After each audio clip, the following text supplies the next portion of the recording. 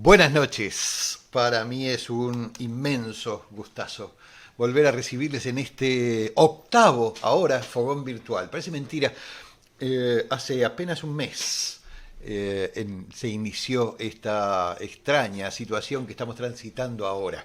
Hace apenas un mes llegó al Uruguay y ya estamos en nuestro octavo fogón virtual. Es prácticamente a los pocos días, digamos, de instalarse esta rara situación que nos tomó a todos completamente de sorpresa. Inmediatamente empezamos a pensar cuál podía ser la contribución que Montevideo Secreto podía hacer a esta situación de cierto aislamiento social, que es un término que a mí me parece espantoso. No hay tal aislamiento social, pero la verdad es que los comentarios de la gente a esta tarea que estamos realizando son verdaderamente emocionantes y por sí solos ya motivan que esta labor siga adelante. Gente que, bueno, que de pronto está sola en la casa y estos son los momentos en que se siente de alguna manera unida con cientos o miles de personas que se conectan simultáneamente a este fogoncito electrónico. Gente que está de alguna manera despejando los silencios familiares con este motivador de la charla intergeneracional que son estos fogones virtuales. Así que seguiremos para adelante, no haremos un mango, eh, pero vamos a seguir porque esta es la tarea que elegimos hacer. Gracias por ser parte de esta aventura y de todas las otras que por el camino se nos van ocurriendo y que hacemos a corazón abierto. Como decíamos en la convocatoria, hay paredes que se niegan a callar, hay casas, edificios que parecen querer una y otra y otra y otra y otra vez a lo largo de décadas y a veces de siglos contarnos su historia, susurrarla al oído de las miles de maneras en que eso puede hacerse. La inmensa mayoría de las veces es a través de historias. Muchas veces esas historias recuerdan todavía, mantienen vivos personajes bellísimos. Me viene a la memoria ahora el Cojo Fernandito. El Cojo Fernandito es un trabajador incansable. Se cuenta que quedó efectivamente rengo de tanto subir y bajar las interminables escaleras de la tesorería de Santiago de Chile, en pleno centro de la ciudad. Eh, Hace muchos años ya que le dieron una pequeña habitación de servicio en el cuarto piso para que pudiese vivir ahí, llevar sus cosas y tomarlo como su casa. Y desde entonces, quizás como agradecimiento a ese gesto de la institución de la tesorería, el Cojo Fernandito no ha dejado hasta hoy de abrir la puerta, de recibir a la gente con la misma sonrisa y con la misma reverencia a lo largo de todos estos años. Eso solo, estoy seguro, le hubiera valido hace mucho tiempo ya un ascenso, si no hubiera sido porque el Cojo Fernandito murió hace ya más de 40 años.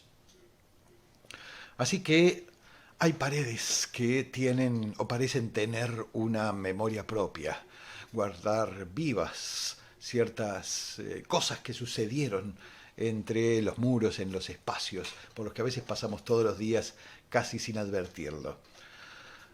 Me encanta que así sea. Me encanta que se generen historias que tengan que ver con esta memoria de los ladrillos.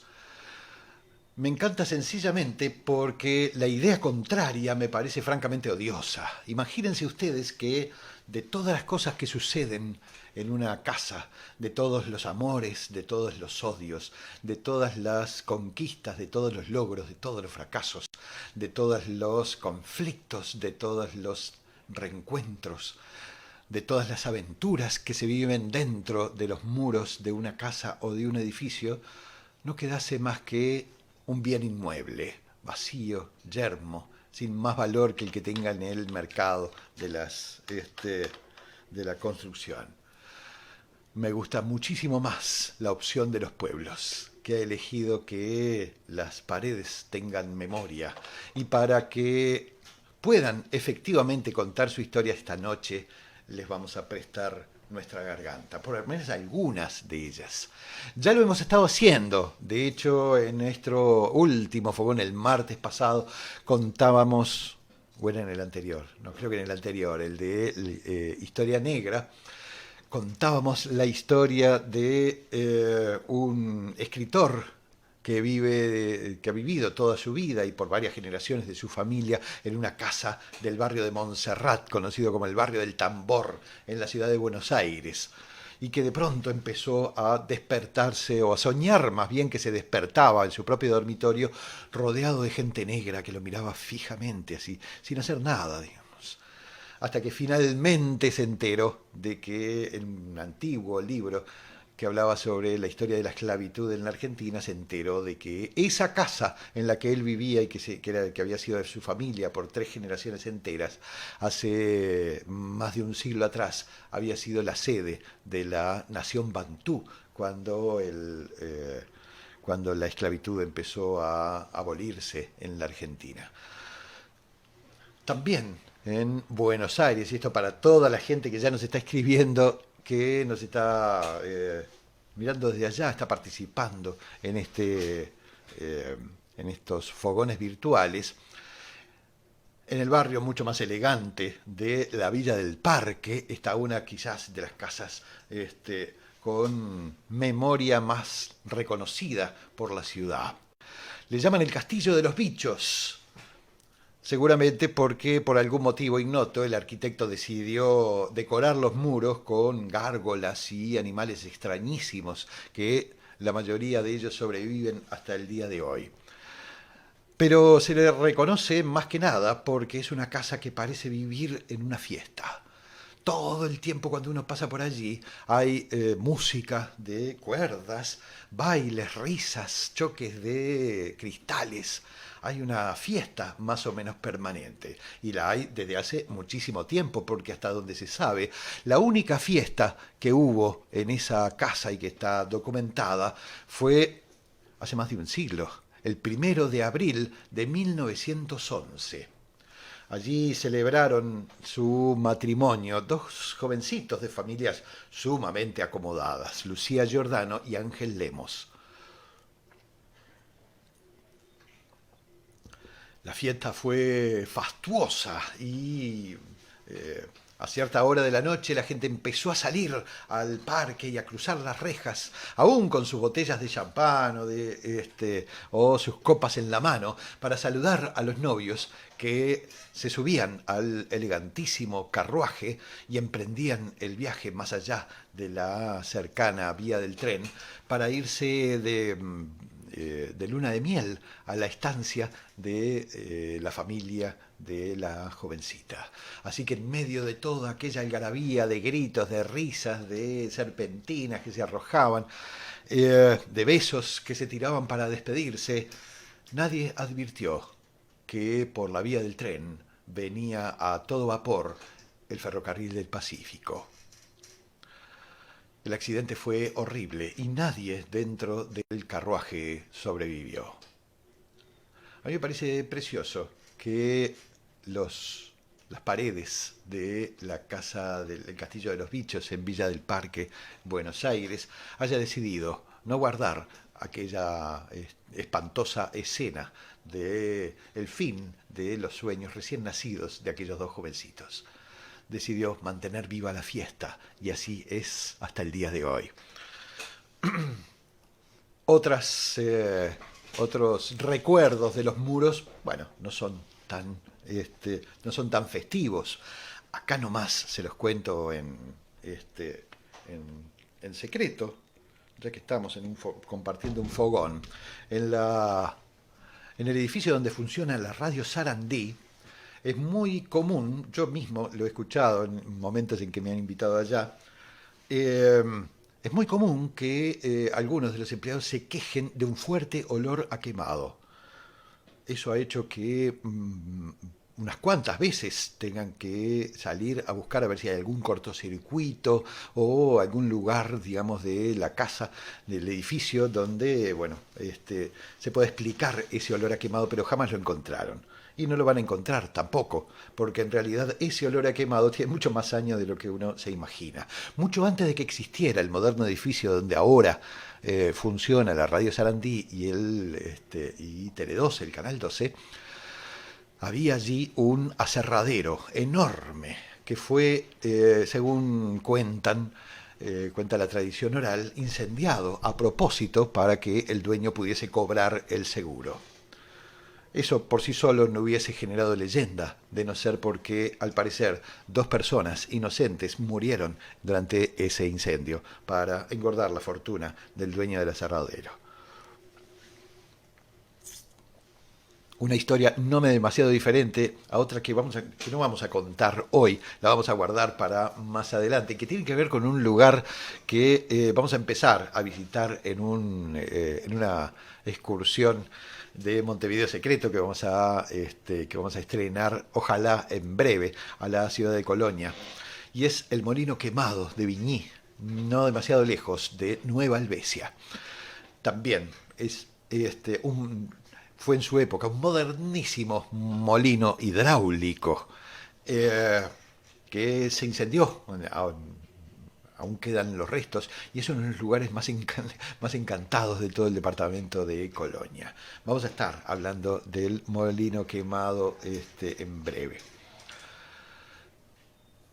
Otras memorias de los muros parecen querer plantear temas incluso más de fondo, temas que de alguna manera nos tocan a todos. Quizás a mí por lo menos me sacudió muchísimo una historia que escuché en el centro de una pequeña ciudad llamada Chía, no demasiado lejos de Bogotá, en Colombia. Se trata de una casa de campo, de una hacienda, de una estancia, del casco de una estancia muy antigua.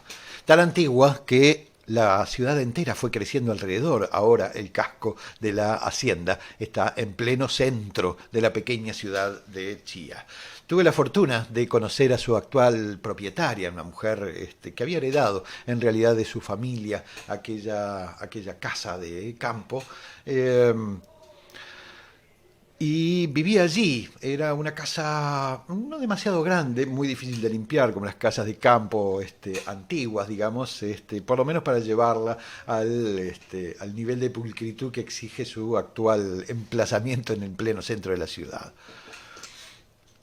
La dueña me contó un día que cierta vez se le había ocurrido contratar a una campesina, a una indígena desplazada por la violencia junto con su pequeño hijo, que no tenía dónde vivir ni trabajo, así que un poco para darle la mano y otra poco para que le ayudase a mantener la limpieza dentro de la hacienda, dentro de ese lugar que llaman la Hacienda del Curubito. La contrató con cama, como diríamos aquí en Uruguay. No le duró demasiado.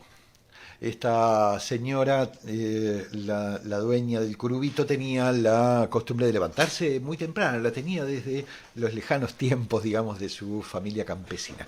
Y quiso saber, no sé, le entró curiosidad de saber si su nueva empleada también era tan tempranera, tan madrugadora como ella. Así que muy temprano en la mañana, siendo de noche todavía, aún antes de amanecer, se levantó para esperar a ver a qué hora se levantaba su nueva empleada. Para su sorpresa, cuando se levantó a mitad de la madrugada, su empleada ya estaba levantada, ya estaba en la cocina y ya estaba limpiando como loca. A ella le pareció bastante raro aquello. Bueno, escoba nueva, barre bien, habrá pensado. Y le preguntó si había dormido con tranquilidad.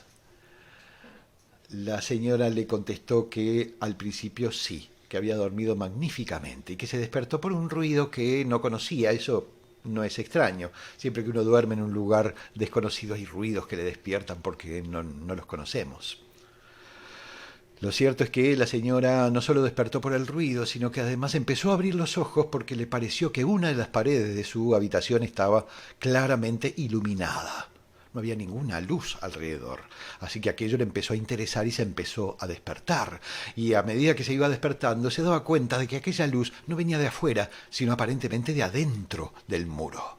Se terminó de despertar del todo cuando de aquel resplandor de la pared salió una mano y luego una pierna y después un señor entero que se paró enfrente a la cama de la pobre mujer, mostrándole sus manos callosas y diciéndole: ¿Usted qué hace aquí?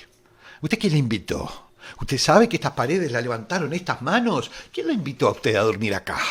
Por supuesto que la señora se levantó con la firme voluntad de limpiar toda la casa y después irse para no volver jamás. Me pareció bellísima, a pesar de los nervios que debe haber pasado la pobre mujer. Me pareció bellísimo porque me obligó a preguntarme de quién serán las manos callosas que levantaron la casa donde yo vivo. Y les preguntaría a ustedes. A mí me gusta que, al menos en la hacienda del Curubito, las paredes hayan guardado la memoria de quién puso su sudor y su esfuerzo y su conocimiento para construir aquella antigua casa de campo. Las cosas no son tan serenas en el hemisferio norte. Ustedes saben que las historias que se guardan en la tradición oral mágica en Europa o en Estados Unidos no tienen las mismas características que nuestros relatos tradicionales latinoamericanos.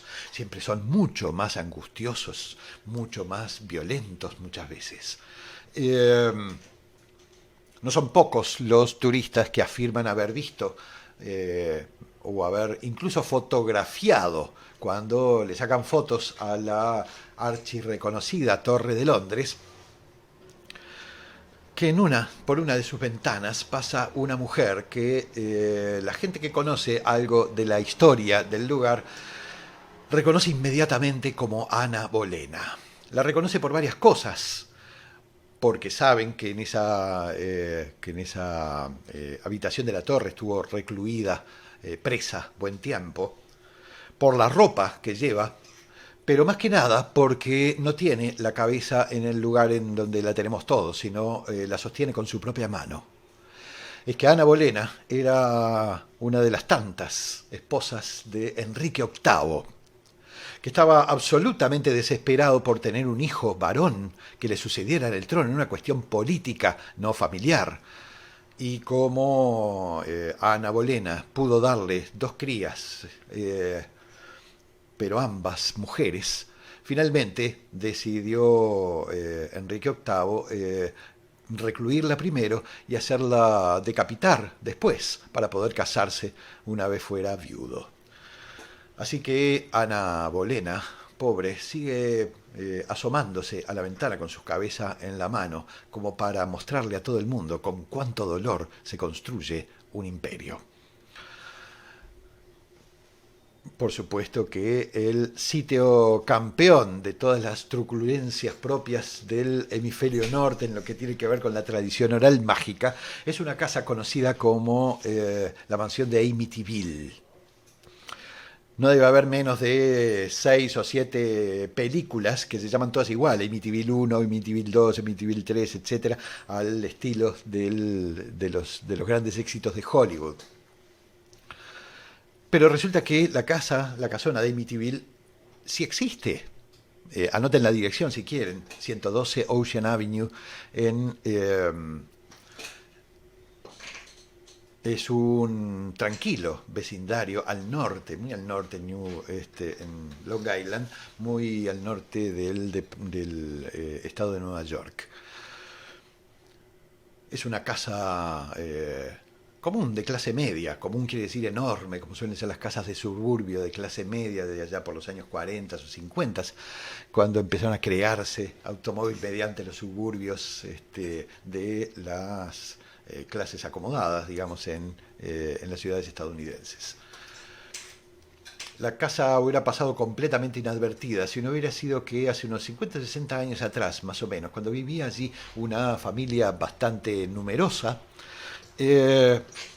Una madrugada, el jovencito de la familia, el hijo mayorcito, 17 años, se despertó un poco reviradito y tomó la escopeta que usaban para la caza y empezó por asesinar a sus abuelos y siguió por sus padres y finalmente por sus hermanos menores. El pobre muchachito todavía está cumpliendo cadena perpetua y en una cárcel de Nueva York. Y eso, solamente eso hizo que la casa se volviera instantáneamente famosa, pero se volvió mucho más famosa todavía cuando muchos de los vecinos de Amityville, imagínense, Amityville, Villa Amistad, este, muchos de los vecinos de Amityville afirman que se les caen los pelos o los dientes o sienten impulsos terribles que los obligan a cometer comportamientos absolutamente atroces. Villa Amistad. Como les digo, la casa y todo ese vecindario han sido motivo de muchas películas y de muchas novelas, como suelen ser de profundo terror, pero muy pocas, creo que casi ninguna. Dice que el lugar donde ahora está emplazado, Amityville, en Long Island, fue alguna vez, siglos atrás, el lugar donde estaba el más importante de los emplazamientos de la gente del pueblo Adenosoni. Los Adenosoni eran parte de una federación de pueblos. De hecho, la actual estructura política de Estados Unidos se creó a partir del ejemplo genial, digamos, de aquella federación de pueblos indígenas que los colonos encontraron cuando llegaron a las costas de lo que ahora es Estados Unidos. Los Adenosoni estuvieron entre los pueblos indígenas que se acercaron a aquellas primeras familias de colonos que literalmente estaban muriendo de hambre porque eran artesanos y no tenían la menor idea de cómo criar un animal o qué cosas plantar en ese lugar nuevo de lo que llamaban Nueva Inglaterra. Cuando empezaron a morirse de hambre, los Adenosoni y otros pueblos que en realidad hacía mucho tiempo los venían observando, finalmente se dejaron ver, se acercaron y les entregaron comida para que sobrevivieran. Aquella acción solidaria de los pueblos originarios de América del Norte se recuerda todavía cada año en los hogares estadounidenses como el Día de Acción de Gracias. Y allí se come pavo, que fue lo que les dieron de comer a las familias de los colonos, para que no se murieran de hambre como estaba efectivamente sucediendo. La historia y la celebración nos suelen decir que menos de 100 años después ya no quedaba un solo Adenosoni vivo porque los asesinaron a todos y destruyeron sus poblados para quedarse con sus tierras. Así que hay muy buenos motivos para que Villa Amistad en realidad siga siendo un lugar de terror espantoso.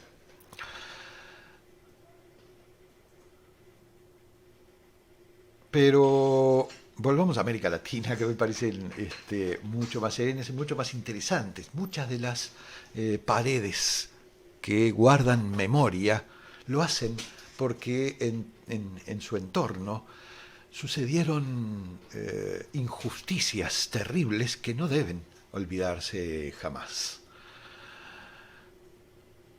Por ejemplo, solamente como un ejemplo, no hay nadie en toda la segunda región de Chile que no conozca a la Rubia. La Rubia es una mujer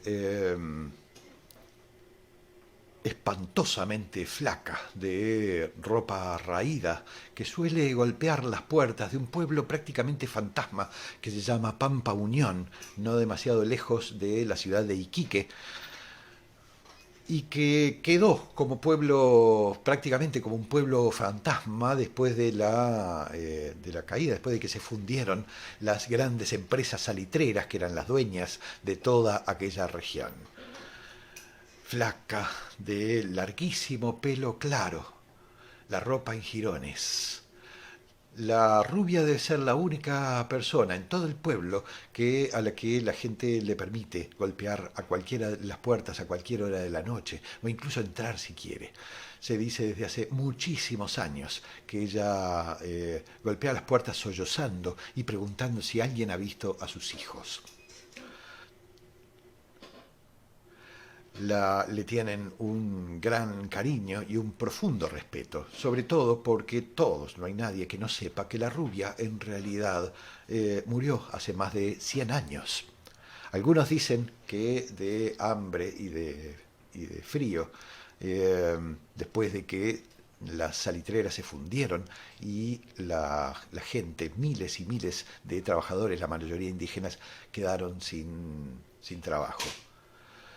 Pero otros opinan que en realidad ella murió cuando dejó a sus hijos a resguardo de algunos familiares en el pueblo de Pampa Unión y se fue a acompañar a su marido a la larga marcha de los obreros del salitre que protestaban en mitad de una huelga, y en la protesta se fueron en procesión hasta la ciudad de Iquique, y allí fueron invitados por las autoridades a esperar la resolución del gobierno en relación con sus demandas en una antigua escuela, la escuela de Santa María de Iquique. En 1907 allí se produjo la más espantosa matanza de obreros que recuerde la historia de Chile. 3.600 trabajadores murieron ese día en la escuela de Santa María.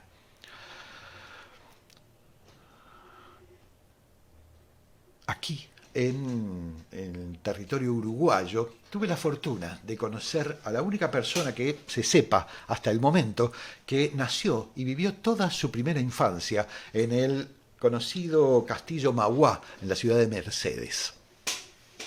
Cristina se llama.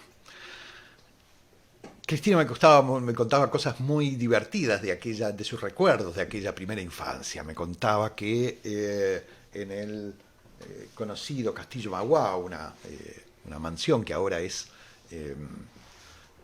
un museo, sus padres eran los empleados que cuidaban de los viñedos y de los olivares de la casa, así que ese fue el motivo por el que ella nació y creció en las habitaciones del conocido Castillo Mauá.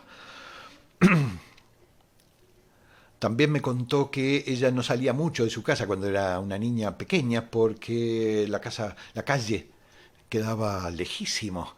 El castillo estaba en las afueras de la ciudad de Mercedes y solamente para llegar hasta la entrada había que recorrer varios cientos de metros de una avenida de palmeras.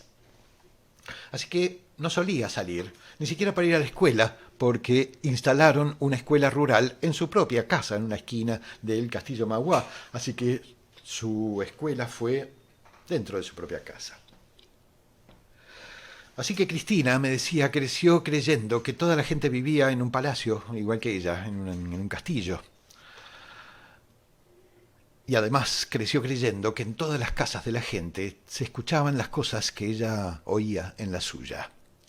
El alboroto empezaba ni bien caía el sol de noche. Se escuchaban unos vientos poco menos que huracanados que hacían golpear las ventanas más que nada del piso de arriba. Cristina recordaba haber visto a su madre subir corriendo las escaleras a tratar de cerrar aquellas ventanas antes de que se hicieran pedazos porque el ruido era infernal, y en todas esas veces ella sabía que su madre encontraba todas las ventanas perfectamente cerradas, aunque se siguieran escuchando los ruidos. Ella misma comprobaba eso porque miraba por la ventana y en realidad apenas si se veía una brisa moviendo las hojas de las palmeras.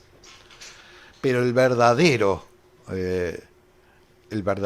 jaleo empezaba a eso de las 3 de la mañana.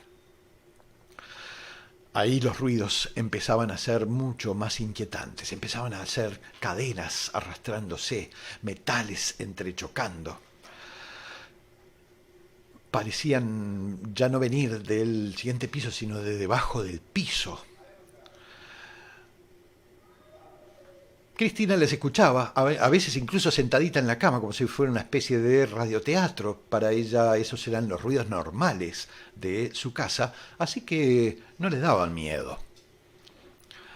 Una mañana, Cristina se despertó y ni bien abrió los ojos, muy tempranito, se acordó de que era domingo y que no tenía que ir a la escuela y se levantó feliz a jugar con el Bartolo, que era su principal amigo en aquel aislamiento propio. El Bartolo era un perrito, un cusco bastante chiquito, pero increíblemente nervioso, que todo el tiempo andaba haciendo tropelías por la casa. Sin embargo, aquella mañana, muy temprano, Cristina se levantó y no pudo encontrar al Bartolo. Lo buscó por toda la casa y le inquietó tanto aquello que fue al dormitorio de sus padres y los despertó alarmada para que lo ayudaran a buscar. Los padres al principio rezongaron un poco por el madrugón del domingo, pero finalmente se levantaron y le ayudaron a Cristina a buscar al Bartolo. Tampoco lo encontraron. Aquello era rarísimo, como si hubiese escondido.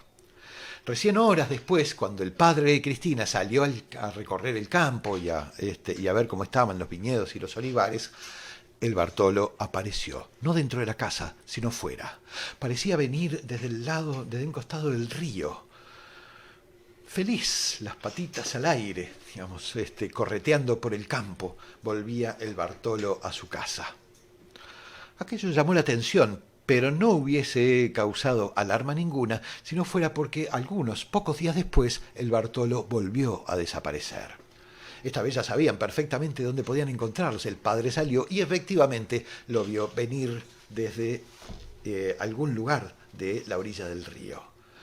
Así que esta vez empezaron a buscar, porque conforme el perro podía salir de la casa, cualquiera podría entrar, así que habían que encontrar por dónde se estaba escapando. El padre de Cristina siguió el rumbo que traía el Bartolo y fue a dar a un lugar de la orilla del río que tenía una piedra plana, muy ancha, una especie de muelle natural al costado del río. Pero lo que nunca había visto antes era que a algunos metros parecía haber algo escondido detrás de las matas y de los pastos. Cuando fue a ver, lo que encontró fue la boca de un túnel. Con muchísimo cuidado, porque era evidentemente una construcción muy antigua, hecha con ladrillos enormes. Entró en aquel lugar, lo recorrió brevemente. Era obvio que el túnel apuntaba directamente hacia la casa Magua, hacia el castillo Magua, hacia el fondo, hacia el sótano, digamos, del castillo Magua. Pero no se animó a meterse mucho más allá. Le dio miedo un posible derrumbe, pero le dio miedo también ver trozos de cadena y argollas cada pocos metros empotradas en las paredes. Salió de allí e hizo tapiar definitivamente esa entrada del túnel para que nadie estuviese en peligro entrando allí. Aquello se olvidó cuando fue adolescente. Cristina ya no vivía en el castillo Magua, vivía en una casa de la ciudad de Mercedes. Y un día, yendo al liceo, tuvo que ir a estudiar para un escrito de física junto con una compañerita, hija de un conocido profesional de allí, el contador Rugo. Cuando Cristina llegó a la casa, su amiguita no estaba, había salido a hacerle algunos mandados, así que se quedó charlando con el contador. El contador resultó que no sabía nada de física, pero sabía pila de historia. Y fue él el que le contó a Cristina lo que a ella misma nunca se le había ocurrido preguntarse. ¿Quién era el famoso Magua? Fue el contador Rugo el que le contó a Cristina que allá por 1821, en un pueblito de la frontera, al otro lado de Río Branco, un pueblito del Brasil llamado Yaguarão, dos parroquianos se pelearon en un boliche. De aquella pelea resultó que salieron a relucir los cuchillos y uno de ellos le ensartó una puñalada en el estómago al otro. El muerto resultó ser un estanciero bastante rico y conocido, evangelista de apellido. Su esposa quedó completamente devastada, pero no porque hubiese quedado en la miseria o porque amase tanto a su marido, sino porque en realidad jamás había trabajado en toda su vida, no tenía la menor idea de cómo se administraba una estancia y Eh, y claro, tenía miedo de quedar en la ruina si no encontraba una manera eficaz de resolver su problema. Felizmente, un señor de allí del pueblo de Yaguarão le ofreció un negocio irresistible. Se casaría con ella, le administraría la estancia con una única condición: que la señora abandonase a todos sus hijos y los repartiera por ahí. La señora inmediatamente aceptó la propuesta.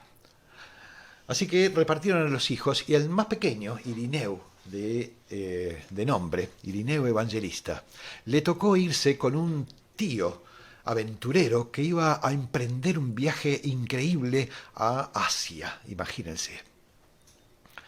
El tío dijo que sí, que por supuesto, que con muchísimo gusto se llevaría a su sobrino a compartir aquella aventura. Lo hizo, subió junto con el niño en el barco, zarparon. Hicieron una última parada, una última escala en Río de Janeiro antes de cruzar el océano, y allí el tío bajó junto con el niño, le mostró la ciudad y luego él se subió al barco y se fue, dejándolo solo en las calles de Río de Janeiro. El niño sobrevivió lustrando zapatos en la puerta de una tienda. Resultó ser un chiquilín tan encantador que en poquito tiempo la tienda lo contrató como empleado. En apenas algunos años, el chiquilín, ya más crecido, Irineu Evangelista, ya era uno de los dueños de la tienda, era socio de la tienda. Antes de los 20 años ya tenía una cadena de tiendas y antes de los 30 tenía la fortuna más impresionante que jamás haya visto la historia de América Latina. Era dueño ya de la mayoría de los bancos que había en todo el continente, tenía astilleros que construían barcos, fábricas para hacer ferrocarriles. Tal fue la fortuna impresionante que acumuló Irineu Evangelista que empezó a financiar de su propio bolsillo algunas de las aventuras de conquista del mismísimo emperador del Brasil, Pedro II, que por supuesto lo adoraba. Irineu, el evangelista, fue quien financió, quien puso todos los barcos de guerra que ayudaron en la invasión, guerra y exterminio del Paraguay, en la vergonzosa guerra del Paraguay. Así que el emperador en persona nombró a Irineu Evangelista como vizconde de Mauá. El contador Rugo también le contó que de todas las haciendas que Mauá tenía por toda América Latina, lo que llamamos el castillo Mauá en la ciudad de Mercedes no era más que una finquita como para hacer algunos negocios. Pero como Mauá era muy celoso de que todas sus propiedades se autofinanciaran, hizo también instalar en esa finquita olivares y viñedos que todavía existen y que aún producen. El contador Rugo también le contó a Cristina algo que le removió mucho sus recuerdos de niñez. Que cuando la esclavitud estaba abolida en Uruguay, pero en Brasil todavía no, Mauá hacía entrar a través del río de noche esclavos de contrabando en su hacienda. Lo hacía a través del río Negro, desembarcando en un muelle natural y entrándolos a sus propiedades a través de un túnel secreto. Allí fue que Cristina se enteró de cuál era el origen de aquellos ruidos de cadenas y de metales entrechocándose que la acompañaron a lo largo de toda su niñez. El contador Rugo también le dijo algo que seguramente Cristina sí podía contestar. Le dijo que tenía la duda de dónde habrá ido a parar toda aquella gente que fue ingresada clandestinamente a través de un túnel para trabajar hasta morir en sus haciendas. Cristina sabía que jamás salieron de allí. Vamos a hacer una pausa de apenas 10 minutos porque yo sé que todas estas historias que hemos estado compartiendo seguramente habrán hecho que a ustedes les remuevan recuerdos, anécdotas, relatos que alguna vez compartieron con ustedes, no sé, un montón de cosas que es el momento de compartir en familia. Así que vamos a dejar 10, 15 minutos, no más que eso, porque tenemos algunas historias que nos están llegando también desde Ecuador, desde el País Vasco, etcétera, y que también queremos compartir con ustedes. Nos tomamos esos 10 minutos para que haya charla en familia y lo que quieran lo comparten a través del chat. Nos vemos en 10 minutos. Gracias.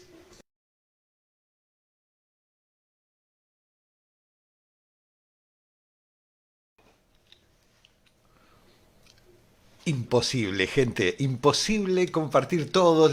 La verdad es que vale la pena tanto, me imagino, participar directamente en este fogón como leer el chat, digamos, que va transcurriendo, porque claro, 700, 800 conexiones, 700, 800 familias tienen montones enormes de cosas para decir. Me preguntan sobre algunas historias que seguramente vamos a ir incorporando en los fogones virtuales futuros. Entre ellos preguntan sobre la calidad de las huérfanas, preguntan sobre la estancia Narbona o la capilla Narbona más exactamente. Son historias que seguramente vamos a ir integrando en futuros fogones, tanto la calidad de las huérfanas como la capilla Narbona son de tiempos de las misiones guaraníticas. Y bueno, tenemos pilas para charlar por ese lado. Nos preguntan también, hay un mensaje de Nelly que dice, me gustaría saber si tienes conocimiento de quién era la casona que estaba en la calle Agraciada, frente a donde estaba Kutza antes, que ahora hay un supermercado, porque desde niña escuchaba muchas historias de que estaba embrujada. Sí, Nelly, tendrías que hacer nuestros paseos por el Prado para enterarte de la historia completa de esa casa. Pero seguramente la vamos a compartir en alguno de los fogones próximos. Verdaderamente vale la pena que satisfagas tu curiosidad, Nelly. Eh, Gita, la Irma, un personaje fantástico de estos fogones virtuales, dice, en mi casa todos los días cruzan por mi jardín niños vestidos de blanco, correteando, vestidos de otra época, y otras personas como si cruzaran de un mundo a otra dimensión. Me traen paz, ternura, algo bueno. También mi hija los ve. Eh, eso es otro fascinante temazo para un fogón virtual, porque aunque a ustedes les parezca extraño, este tipo de apariciones son mucho más frecuentes de lo que imaginamos. Las zonas de más concentración de historias de este tipo, a las que suelen llamar duendes, por llamarlos de alguna manera, sacamos los nombres del cine porque no los tenemos propios. Ahora vamos a ver que hay otros nombres con que la gente llama a estas extrañas apariciones de niños o de personas chiquititas. La mayor concentración se ven en el departamento, que al menos yo vi, fueron en el departamento de Salto y también en el departamento de Canelones. Así que algún día vamos a dedicarle un buen espacio a eso. Nuestra querida Itziar Recalde, cuentera vasca, nos escribe desde su Vitoria para decirnos que hay costumbres que ya se perdieron, dicen, pero en 2 generaciones a lo sumo. No son mágicas, pero tienen que ver con la importancia de la casa, del caserío como tótem de pertenencia, de enraizamiento con la identidad de la familia. Yo aún conocí, dice Itziar, yo aún conocí unas lamparillas que se colocaban en un cuenco con aceite y que permanecían en la cocina, y que eran los espíritus de los mayores muertos que de esa forma permanecían presentes. Miren qué lindos. Volviendo al caserío, en la ley foral que aún rige en algunas zonas, aunque no se practique, el caserío es indivisible y la hereda él o la que tenga el mayorazgo y tiene la obligación de transmitirlo a sus descendientes. Presten atención a esto. El resto de hermanos y hermanos tendrán derecho al fuego, el agua y la sal de por vida. Era costumbre enterrar a los muertos alrededor de la casa troncal, y cuando el heredero o la heredera se iba a casar, se encendían cirios, velas, en los enterramientos para pedir el consentimiento.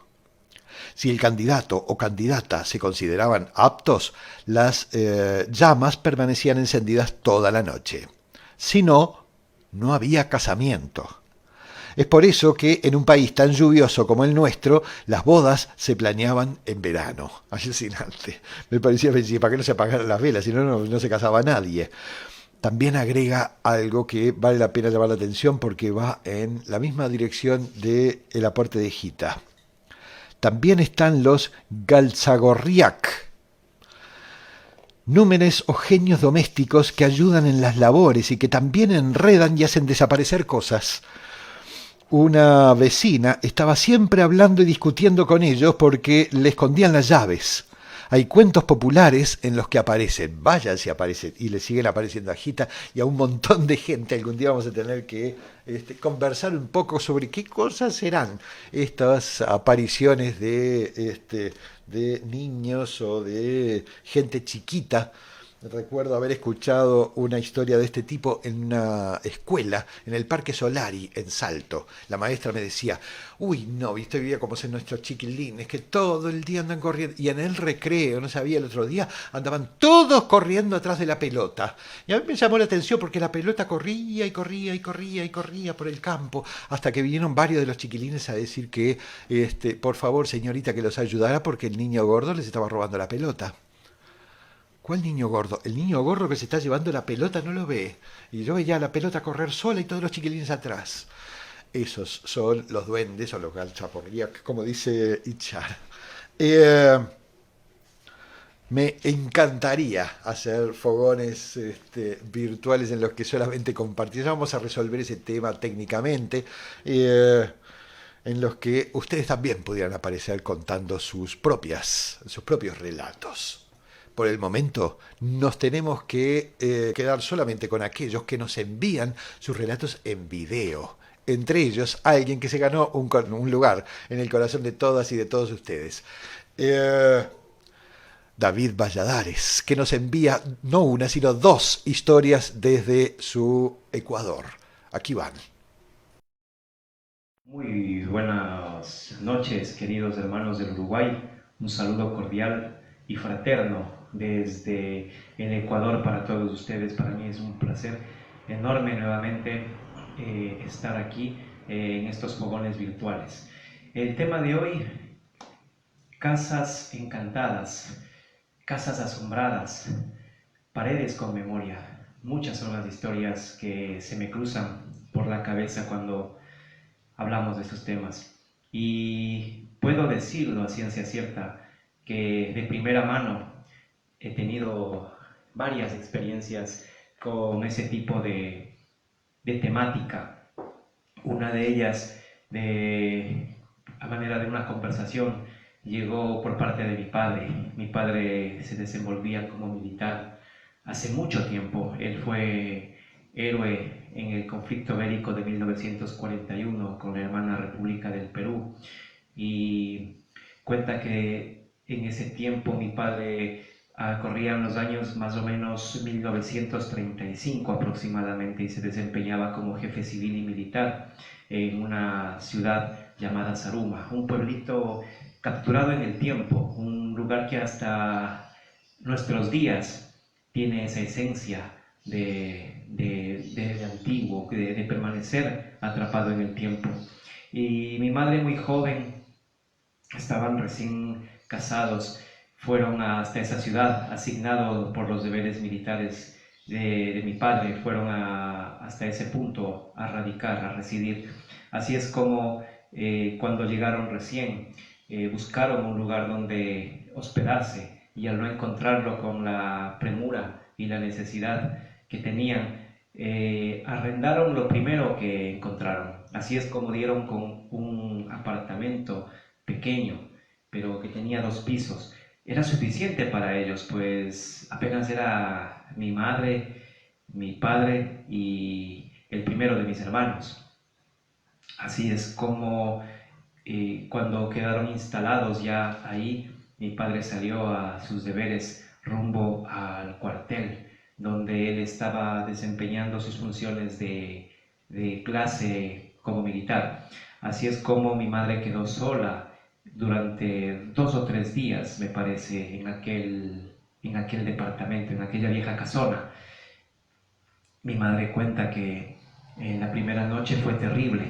Hubo manifestaciones de varias índoles, pero que seguramente la experiencia que más me marcó fue una que en la primera noche casualmente narra que ella estuvo sola totalmente con mi hermano y dormía pues en el cuarto asignado para dormitorio, y de repente la temperatura subía y bajaba, las luces se prendían y se apagaban en aquel cuarto, incluso las cobijas le retiraron a mi madre.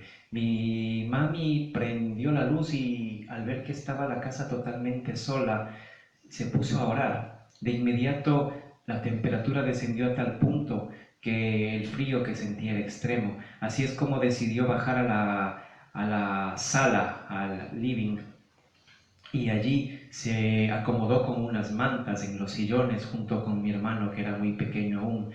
Entonces, en el piso de arriba empezaron a arrastrar las sillas y los muebles, y en el sector de la cocina las ollas se movían. Todo no tenía explicación aparente, así como mi madre, decidida y llevada por el miedo, salió hasta la vereda y tuvo que amanecerse allí. Obviamente no hubo una segunda noche en casa. Y hasta cuando llegó mi padre, mi mami no se animaba a entrar a esa casa. Esa casa tenía algo que obviamente ninguno de ellos sabía. Compadecidos, algunos vecinos le dieron al ojo a mi madre para que la segunda noche y tal vez la tercera pudiese pasar en compañía. Esos vecinos, esas personas, tenían conocimiento de que esa casa tenía un pasado que a lo mejor si sabían con anterioridad jamás hubiesen arrendado ese inmueble. Sucede pues que cuando llegó mi padre se sorprendió mucho al no encontrar a mi madre en aquel viejo casón. Salió con destino desconocido a buscarle a mi madre, y uno de los vecinos le dijo que estaba alojada allí con ellos porque aparentemente algo le había asustado. Así es como, indagando y averiguando, mi padre se enteró que en aquella casa, hasta hace tan solo unos 2 o 3 años antes de que ellos llegaran, allí funcionaba la morgue del pueblo. Esta historia, como les comento, llegó a mis oídos por parte de mis propios padres. Fue mi madre la que contó por primera vez y mi padre la rectificó y así lo aseveró. La siguiente que tengo es una historia que me sucedió personalmente a mí. Ya esto fue en la ciudad de Quito. Rentamos una casa muy antigua. Yo recuerdo que tenía los tumbados muy altos y paredes bastante pálidas, se puede decir, ¿no? Tenía algo esa casa. Era un ambiente extraño, un ambiente como a viejo. Estas casas generalmente eran construcción de adobe. Esto era una técnica de construcción muy antigua y muy típica también en tiempos de la colonia, por lo que puedo asegurar que esta casa fue colonial en la ciudad de Quito. Vivíamos en el sur. Así es como, cuando yo tan solo tenía unos 6 años, fue mi primera vez que iba a dormir solo. Se me asignó un cuarto. Era una casa, como ya lo he dicho, bastante extraña, muy antigua. Y cuando tuve ya el lugar apropiado para dormir, que mis padres me acomodaron, así la cama pegada, adosada a un ángulo de las paredes de aquel cuarto, el ambiente muy oscuro, la casa en sí era muy oscura y muy fría. Así es como una noche empecé a visualizar sombras. De hecho, la casa en sí ya provocaba cierto miedo, pero precisamente esa noche, mientras intentaba dormir o fingía dormir. La noche dibujaba sombras por todo lado. Cuando se apagaron las luces de la alcoba, mi vista empezó a adaptarse a la oscuridad y de entre toda esa oscuridad, a los pies de mi cama yo podía ver el montículo que formaban mis pies con las cobijas. Y así es como de repente,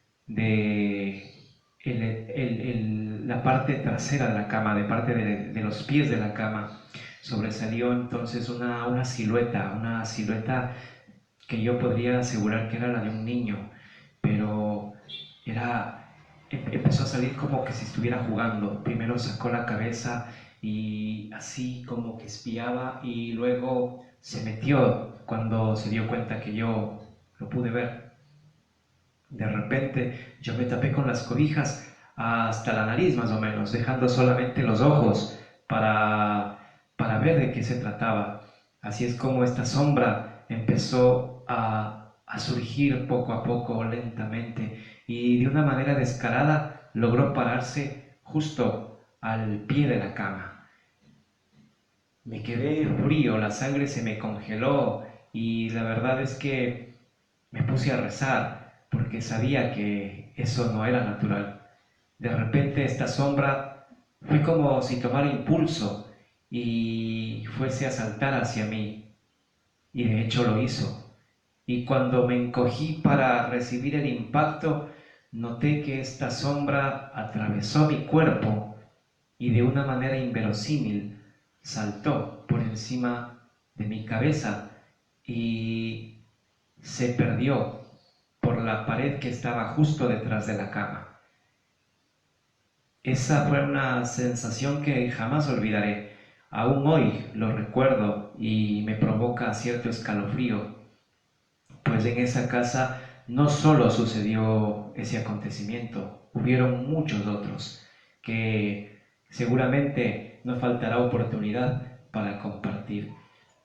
Casas encantadas y paredes con memoria hay muchas, y la verdad es que el tema se da para largas conversaciones y futuros fogones. Saludos cordiales, mi querido Néstor, y felicidades por el programa. Gracias.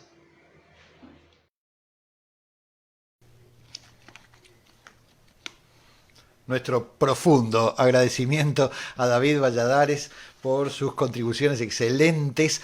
David, un gran abrazo, por supuesto, del tamaño del continente.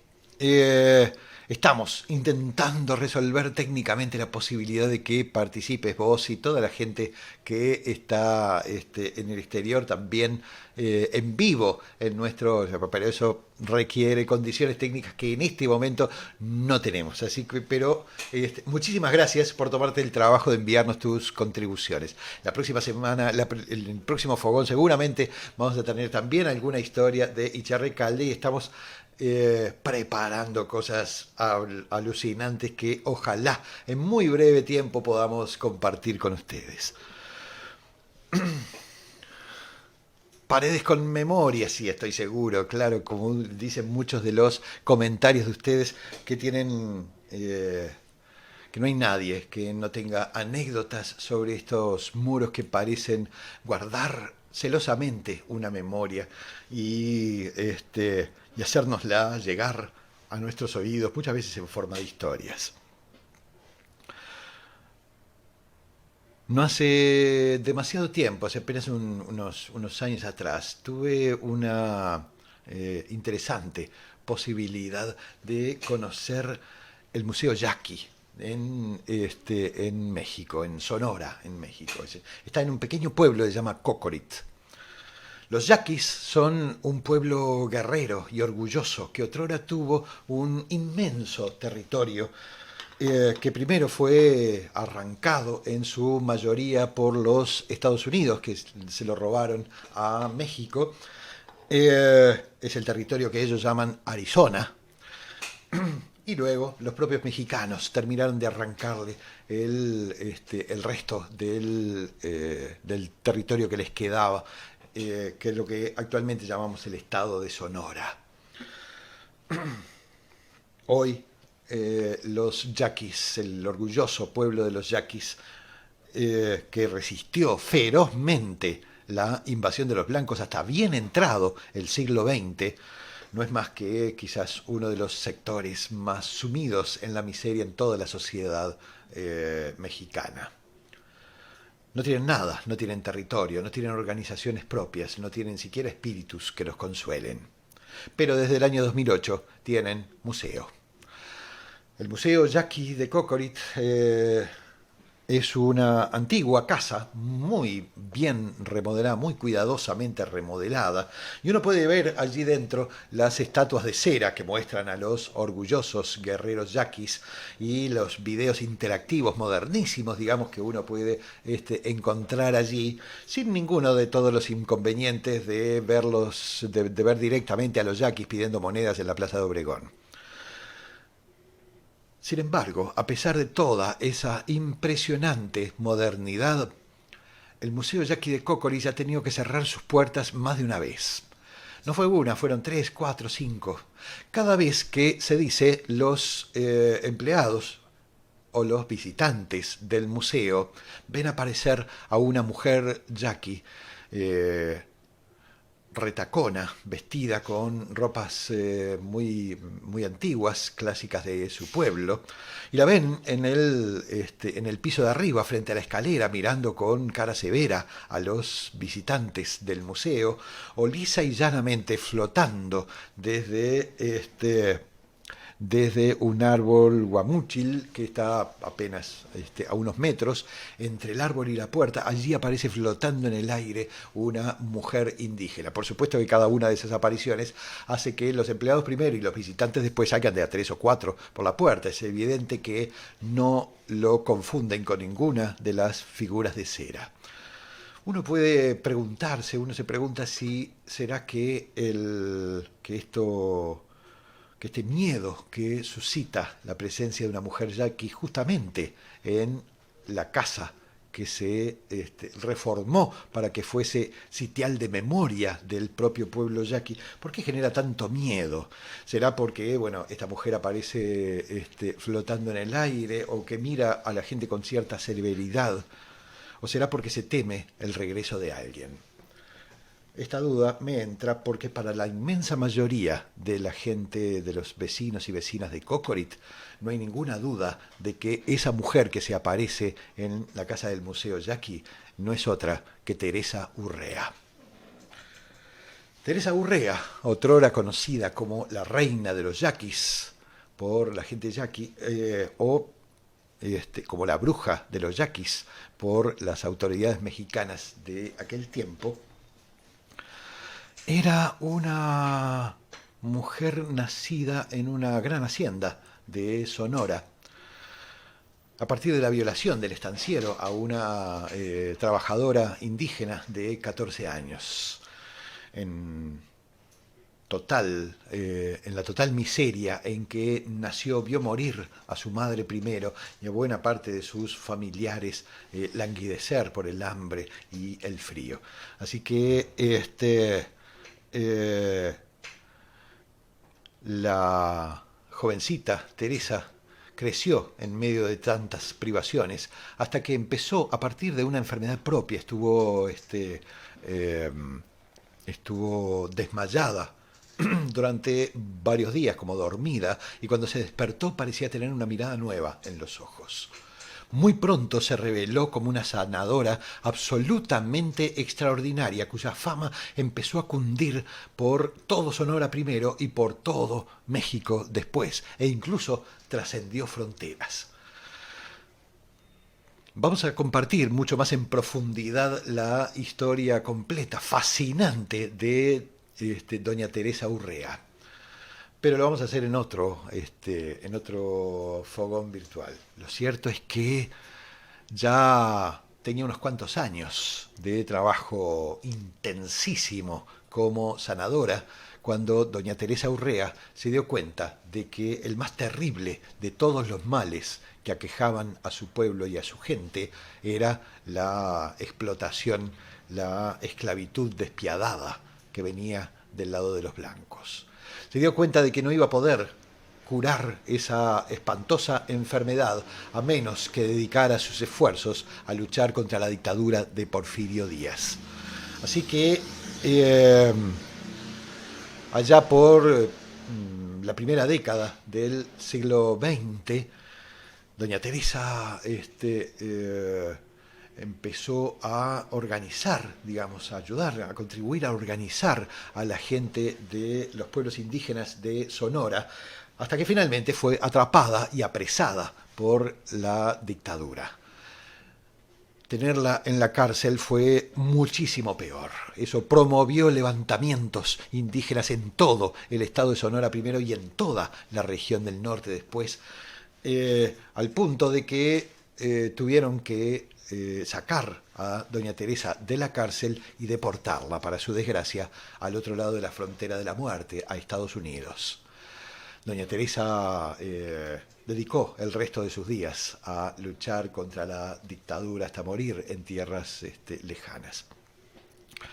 Por eso me parece tan extraño que una casa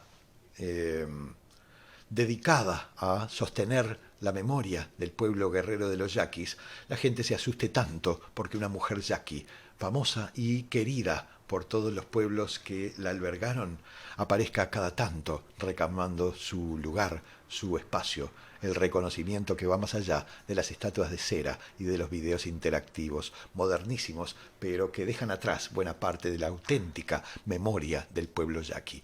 Esa es tarea de los pueblos, esa es tarea de nosotros. Y es tarea también de estos fogones virtuales, no dejar que esas historias que la gente guarda en su memoria, no dejar que estas memorias de los muros y de las paredes se extingan en el olvido, porque en eso va buena parte de nuestras posibilidades de un futuro más justo y más venturoso. Una hermosísima experiencia de encuentro con ustedes, cada vez más intensa, cada vez más participativa, cada vez encontramos y vamos a seguir encontrando nuevas maneras de estar juntos. Así que vamos cerrando este octavo fogón virtual. En principio, diciéndoles que quienes deseen hacer contribuciones que nos ayuden a sostener esta tarea y sus costos, pueden hacerlo entrando en nestorganduglia.com, www.nestorganduglia.com, y allí en la portada nomás encontrarán varias formas de hacer contribuciones libres y voluntarias, quedándose en casa o yendo a locales de pago a través de PayPal para las personas que están fuera de Montevideo o del país. Pero es importante que sepan que todo lo que se recaude se reinvierte en investigación y trabajo comunitario. En muy breve vamos a poner a disposición todos los libros de Néstor Ganduglia a costos especiales y enviados directamente a su casa con dedicatoria del autor, por supuesto. Lo vamos a hacer a partir seguramente del próximo fogón virtual, porque ya estamos resolviendo, digamos, las dificultades de cómo hacerlo llegar a las casas de ustedes tan pronto como sea posible. Y tengo también que decirles que está levantando ya oleadas de entusiasmo la propuesta de Cátedra Libre Virtual. 8 encuentros, uno cada semana, durante 1 hora y media, en torno al tema la tradición oral como herramienta educativa. Esto sí, a partir de una plataforma e-learning que vamos a contratar especialmente para que pueda haber una intensa interacción en grupos que no van a ser de más de 15 o 20 personas, justamente para que pueda haber conversación no solo entre ustedes y yo, sino también entre ustedes mismos y ustedes mismas. Esto va a empezar seguramente en los primeros días del próximo mes, y quienes tengan interés en participar, basta que envíen un mensaje al teléfono de Montevideo Secreto, a ver si me acuerdan, 092 092-173-353, ¿cierto? 092-173-353 y les agradezco sinceramente a los cientos y cientos de familias que se unieron hoy a nuestro fogón virtual, y muy especialmente quiero agradecerles al equipo de Montevideo Secreto. Arríbense, vengan por acá y que la última imagen sea al menos de la parte del equipo humano de Montevideo Secreto que está con nosotros. Andrés Fariña, Valentina Daván y Edgar Medina a la distancia junto con Sofía Alonso. Todo esto es el equipo que hace posible estas cosas, aunque a menudo solo vean mi propio rostro. Muchísimas gracias. Anhelo sinceramente ver también los rostros de ustedes. Eso será pronto. Pero mientras tanto, compartamos estos fogones urbanos y ayúdennos a correr la voz. Gracias y chao.